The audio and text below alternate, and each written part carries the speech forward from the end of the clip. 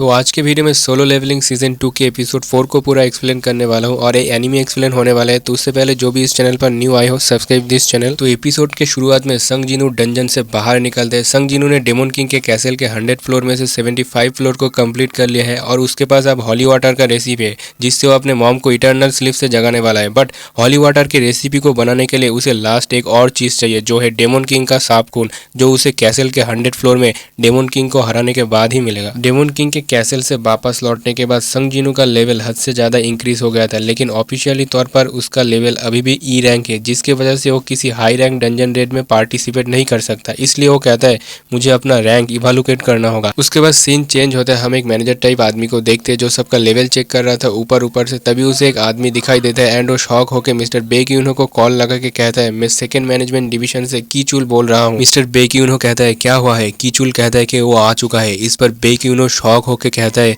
क्या तुम श्योर हो? कीचुल कहता है कोई शक नहीं, हंटर संग जिनू ही आया है अपना रैंक इवैल्यूएशन के लिए। बेक्यूनो कहता है ठीक है मैं वहां पर आ रहा हूँ। वही एक लड़की आके संग जिनू से कहती है चलिए मैं आपको ले चलती हूँ। वही एक आदमी को नर्वस देखकर यहाँ पर एक हंटर कहता है कि टेंशन मत लो, अगर तुम्हारा रैंक डी या उससे ज्यादा होगा तो स्काउट टीम तुम्हें खुद ही ढूंढ लेगा। वो हंटर कहता है तो जब तक तुम्हारा रैंक ई नहीं आ जाता तब तक तुम्हें टेंशन लेने की जरूरत नहीं है। जो भी हो उसके बाद संग जिनू जाता है। एक लड़की वर्कर कहती है तुम्हारा पूरा नाम क्या है? वो कहते हैं संग जिनू। वो लड़की कहती है प्लीज अपना हाथ इस क्रिस्टल पर रखो एंड वेट करो। संग जिनू ऐसा ही करते हैं, लेकिन वो लड़की ये देखकर शॉक हो जाती है कि उसके कंप्यूटर में एरर आ रहा है। वो कहती है फिर से एक बार ट्राई करते। वो कहती है कि ऐसा पहले कभी नहीं हुआ। तभी यह डायरेक्टर आके कहता है क्या हुआ है? वो लड़की कहती है डिटेक्टर में कुछ गड़बड़ है, जितना बार ट्राई कर रहा हूँ रिजल्ट एरर आ रहा है। डायरेक्टर कहता है ऐसे कैसे हो सकता है, चलो मैं देखता हूँ, लेकिन फिर से एरर आता है। डायरेक्टर कहता है ये मशीन की गड़बड़ी नहीं है, ये इमेजरेबल है। लड़की कहती है इसका क्या मतलब हुआ? डायरेक्टर कहता है इसका मतलब इस आदमी का मैजिक पावर मशीन के लिमिट से ऊपर है। वो लड़की कहती है क्या ये हो सकता है? डायरेक्टर कहता है एग्जैक्टली हाँ, ये आदमी इस कंट्री का 10th एस रैंक हंटर है। सीन थोड़ा चेंज होता है, हम देखते हैं मिस्टर ओजिनचुल एंड मिस्टर चोई यहाँ पर बात कर रहा था।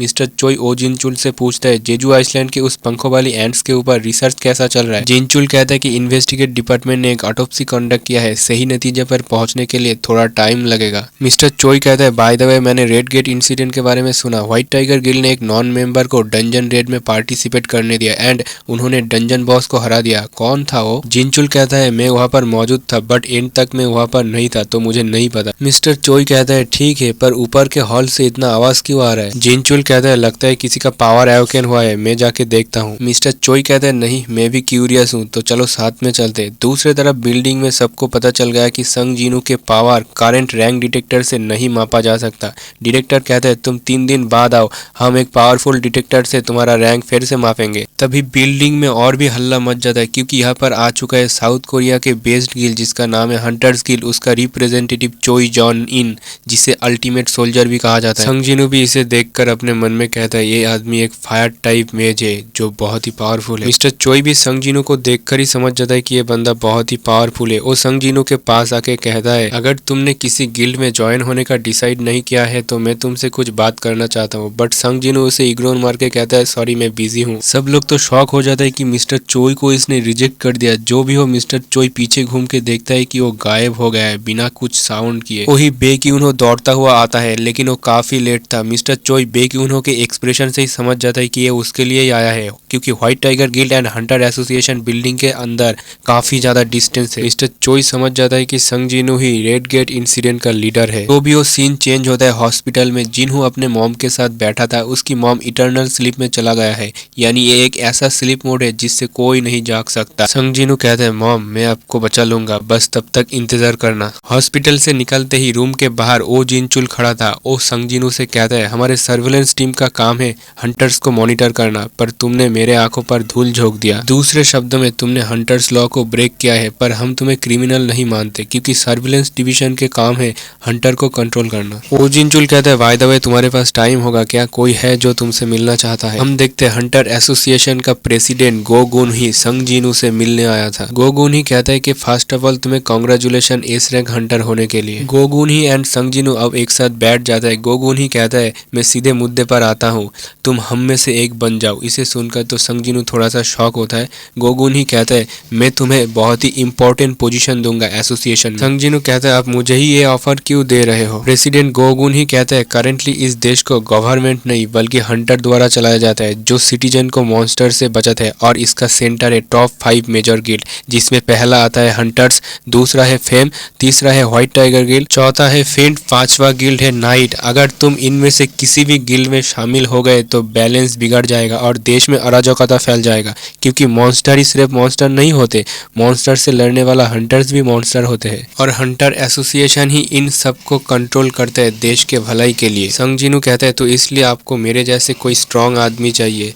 तो इस पर गोगुन ही कहते हैं तो बताओ तुम्हारा डिसीजन क्या है। संग जिनू अपने मन में कहता है ये बहुत ही अच्छी पोजीशन है, क्योंकि मिस्टर गोगुन ही का पावर हर जगह है, मतलब गोगुन ही को हर लोग सुनता है, मीडिया से लेकर हंटर्स भी तक, क्योंकि ये पहला एस रैंक हंटर है इस देश का। संग जिनू अपने मन में कहता है अगर मैं फ्रंट लाइन से अपना पैर हटा लूँ तो 80 साल के होने के बाद भी इनका जो स्टेमिना और फिजिक है ये मेरे अभी के लेवल को मैच कर सकता है। बट संग जिनू इस अपॉर्चुनिटी को रिजेक्ट कर देता है। इसे तो गोगुन ही काफी ज्यादा शौक होता है। वो अपने मन कहता है आखिरकार सब कुछ पैसे के बारे में है, लेकिन संग जिनू कहता है मैं लड़ना चाहता हूँ। संग जिनू कहता है मेरा मानना है कि जिस जगह पर मुझे होना चाहिए वो है डंजन के अंदर। इसे सुनकर गोगुन ही अपने मन कहता है माय गॉड, एक ही पल में मुझे मेरी जवानी याद आ गई। बहुत टाइम बाद मैं अपने दिल के धड़कन को महसूस किया। जो भी हो, संग जिनू कहता है मेरी बहन घर पर अकेली है इसलिए मुझे जाना होगा। संग जिनू के जाने के बाद गोगुन ही जिनचुल से कहता है इसके बाद मेरा जितना भी अपॉइंटमेंट है वो सब कैंसिल कर दो, मैं थोड़ा ड्रिंक करना चाहता हूँ। संग जिनू ने इतने बड़े अपॉर्चुनिटी को इसलिए ठुकरा दिया क्योंकि उसे जल्दी से जितना हो सके लेवल अप करना होगा अपने बीमार माँ को ठीक करने के लिए।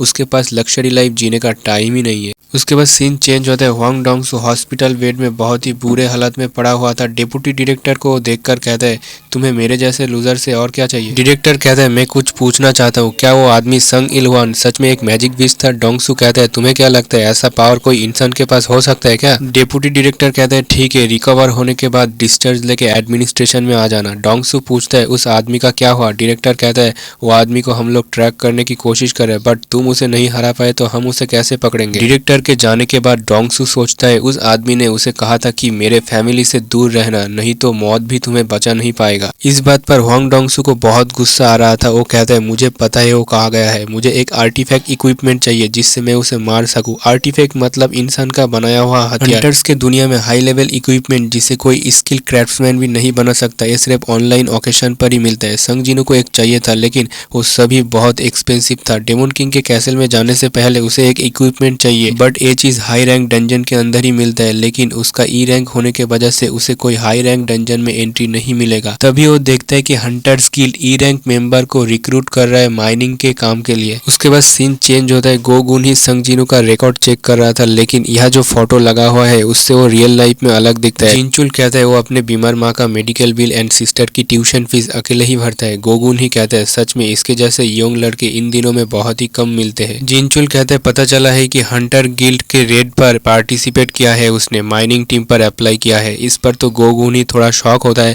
कहता है सच में किस टाइप का आदमी है ये। उसके बाद नेक्स्ट सीन में संग जिनू यहाँ पर आया था माइनिंग के काम के लिए। टीम लीडर कहता है तो तुम एक ई रैंक का हंटर हो, कॉम्बैट टाइप, इसका मतलब तुम्हारा फिजिकल स्ट्रेंथ बहुत ही अच्छा होगा। जो भी हो यह माइनिंग टीम का काम है माना क्रिस्टल कलेक्ट करना, सबका अलग अलग काम है। उसके बाद हम देखते हैं कि डंजन के अंदर से मिस्टर चोई अपने फायर मैजिक से सभी मॉन्स्टर को जला रहा था।